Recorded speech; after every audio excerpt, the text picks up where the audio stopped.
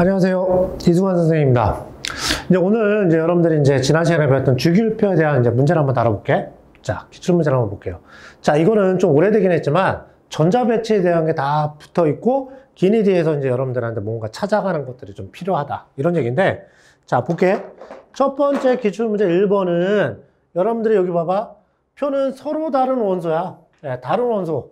바닥이란 말 나와 있죠. 바닥. 확인하고 풀어. 여러분들 전자 배치할 때 바닥이란 말이 빠졌네. 그럼 바닥 상태가 아닐 수도 있다라는 얘기죠. 예, 바닥. 여기서는 바닥이니까.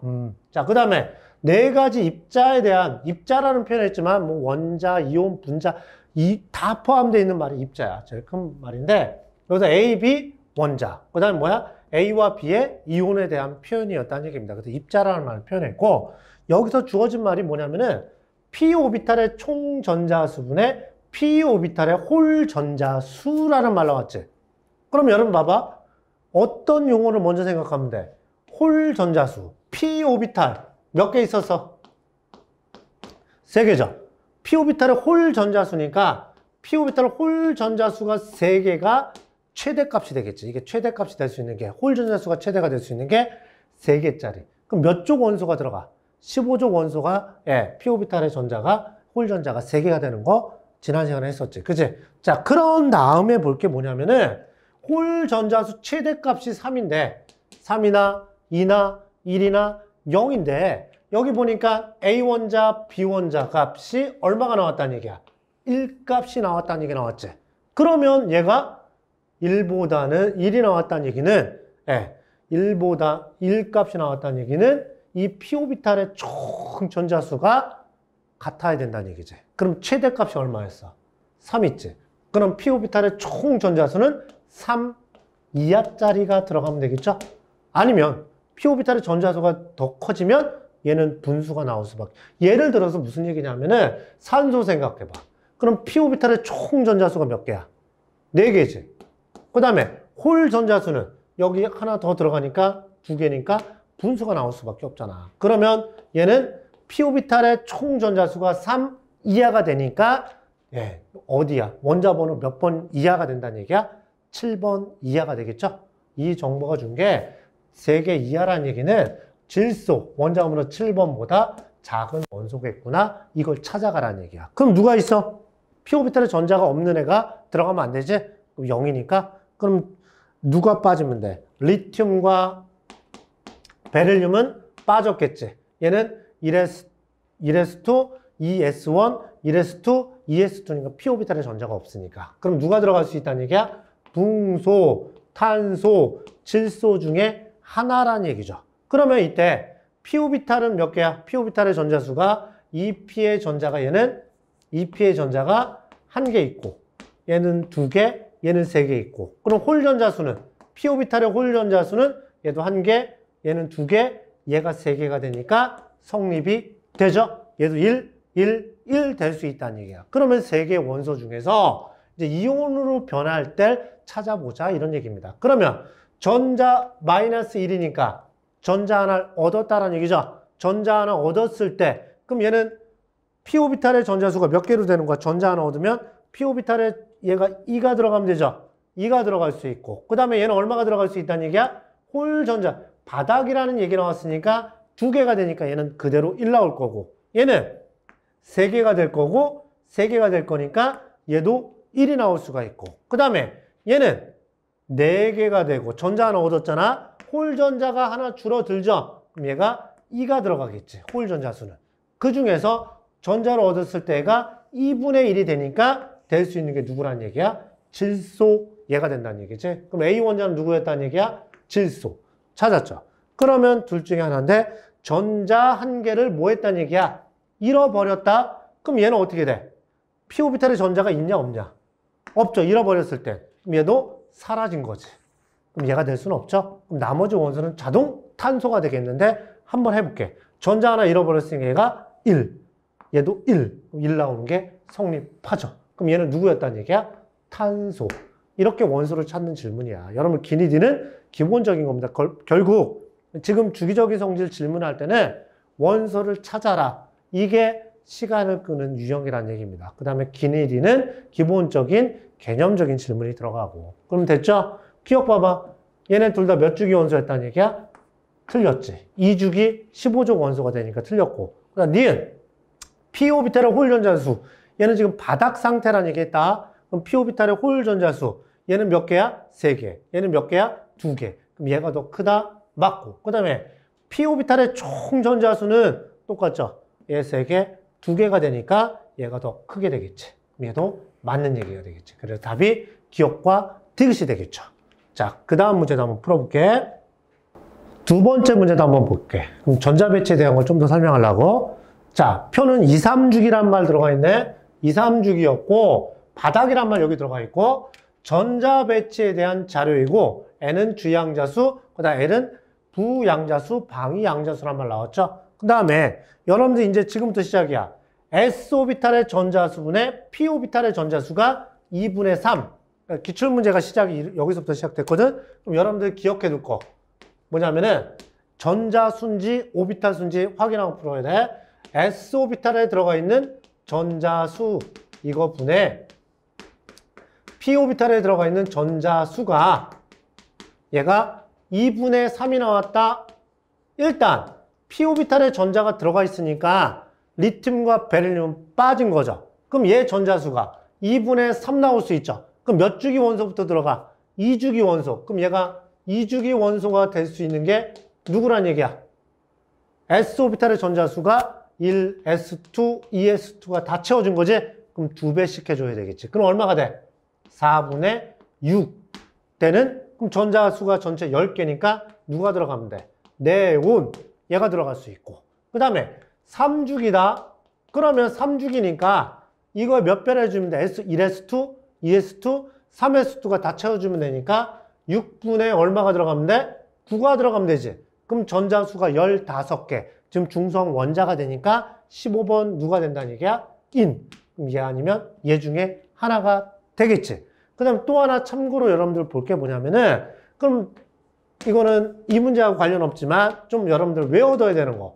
S오비탈의 전자수분에 P오비탈의 전자수가 1이 나오는 경우도 있거든. 1이 나오는 경우. 지금 기출문제나 사설문제나 이런 것들이 얘네를 갖고 조금씩 변화를 주거든요. 그래서 여러분들이 좀 기억을 해둬야 될 거야. 그럼 얘가 1이 나왔다는 얘기는 2주기일 때는 얼마가 들어가면 돼? 4분의 4가 들어가면 되겠지. 그럼 누가 돼? 4분의 4가 들어가면 1 나오죠? 그럼 전자가 8개 있는 누가 들어가면 돼? 산소. 맞죠? 그 다음에 얘가 3주기 원소라면 얘가 6개 들어가면 되지. 그럼 누구야? 6분의 6. 그럼 누가 돼? 마그네슘. 원자번호 12번 마그네슘. 그래서 여러분들이 기억해 둘 건 전자수라는 말이 들어갔을 때 얘가 1이 나오는 거는 얘 아니면 얘. 이렇게 되겠지. 한 가지 더 얘기해 줄게. 뭐냐면은 이 전자수가 P오비탈 수, 전자가 들어가 있는 거야. 전자가 들어가 있는 P오비탈 수, 그 다음에 S오비탈 수.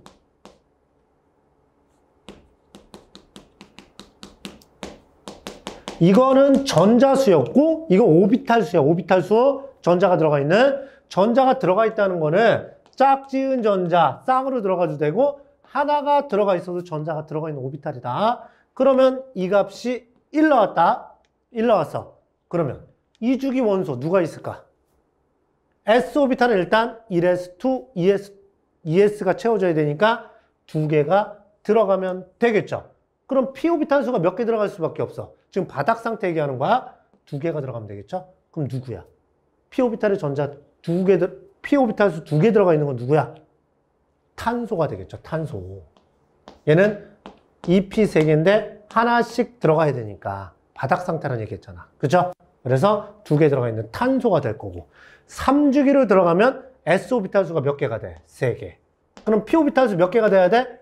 3개가 돼야 되니까 몇 개에서 끝나야 돼? 2P에서 끝나야 되겠죠? 2P인데 3주기니까 여기 6개가 다 채워져 있으면 되겠지. 근데 S오비탈 수가 3개가 들어가야 되지. 그럼 누가 돼? 3S1과 3S2가 들어가겠지. 그럼 누가 된다는 얘기야?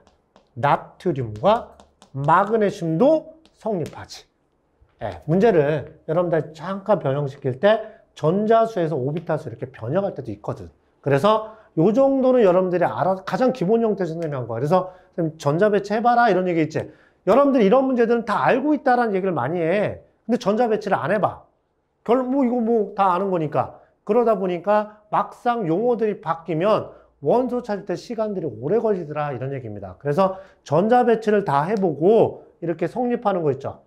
중복되는 것들은 좀 알아두는 게 좀 편하지. 선생님이 달달달 외워라 이 정도는 아니지만 여러분 전자배치하고 이거 이 원소가 되겠구나 이런 걸 좀 생각하고 가야지 원소 찾는 게 좀 편해지고 빨라질 거야.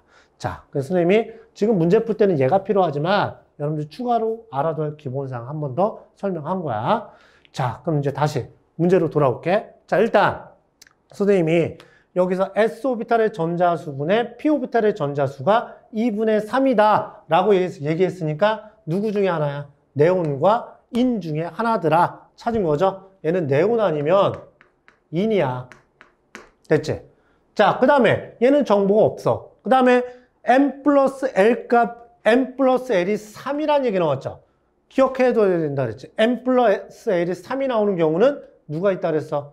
2p랑 3s야. 근데 얘도 무슨 상태야? 바닥 상태란 말 나왔잖아. 바닥 상태. 근데 여기에 있는 n 플러스 l 전자가 6개가 있으니까 2p에 6개가 다 채워져 있고 3s에는 전자가 들어가면 안 된다는 얘기잖아. 바닥이니까. 맞죠? n 플러스 l. 그럼 얘는 찾았네. 얘가 누가 돼야 돼? 네온이 될 수밖에 없다라는 얘기죠. 2p의 전자가 다 채워졌고 2주기 원소가 될 수밖에 없다라는 얘기지. 근데 여기서는 뭐야? 원자 AC 다른 원소를 얘기했으니까 네온이 빠졌으니까 얘는 누가 될 수밖에 없다는 얘기야. 인이 될 수밖에 없다 이런 얘기죠. 그 다음에 C는 이 전자수가 3분의 5인데 리튬이 될 수는 없잖아. p오비탈의 전자가 없으니까. 그럼 얘를 2배씩 해주면 얼마야? 6분의 10. 그럼 3주기 원소 16번 성립하죠? 얘가 2, 3주기란 말이 있으니까. 그럼 얘는 누구였다는 얘기야? 16번 황이 되겠지.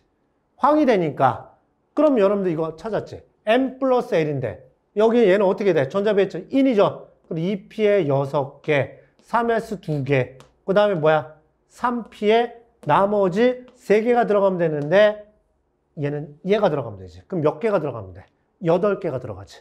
황도 똑같죠, 여러분들? 2p랑 3s 다 채우고 넘어간 거 아니야? 그럼 똑같다? 이렇게 풀어가면 되지만 전자배치는 한 번씩 해봐.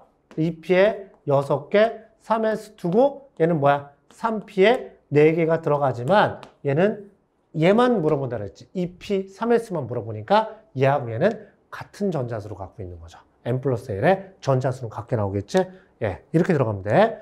그럼 다 찾았죠? 그러면 이거 찾으면 기니디는 그냥 끝나는 거지. 자, 봐봐. 기억.